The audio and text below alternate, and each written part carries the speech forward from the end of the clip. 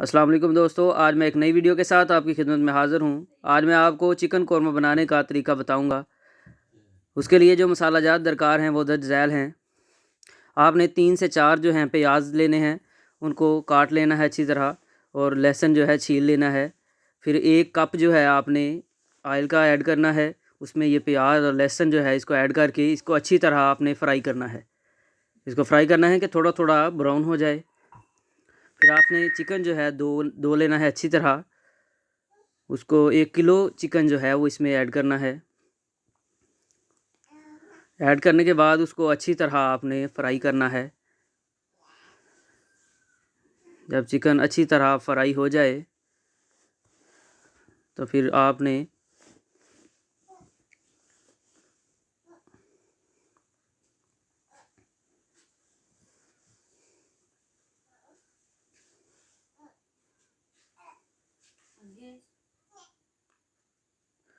اس میں آپ نے جو ہے یہ ٹماٹر جو ہے ایڈ کرنا ہے،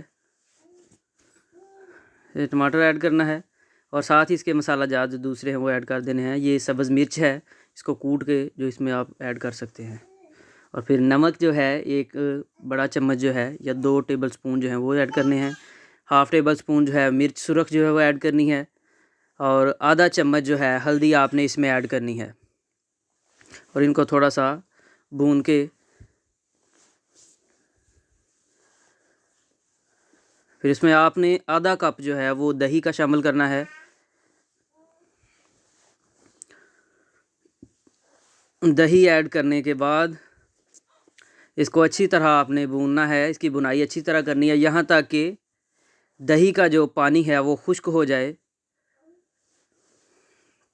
اور پھر اس میں آپ نے 3 سے 4 کپ جو ہے وہ پانی ایڈ کرنا ہے، اور پانی ایڈ کرنے کے بعد آپ نے اس کو 15 سے 20 منٹ تک تقریباً آپ نے اس کو پکانا ہے۔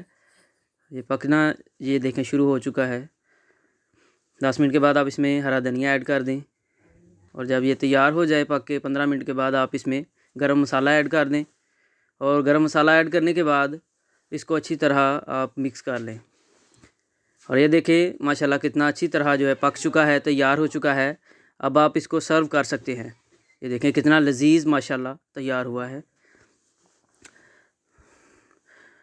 دوستو میرے چینل کو لائک کریں، سبسکرائب کریں، اور آئندہ آنے والی ویڈیو تک کے لیے اللہ حافظ۔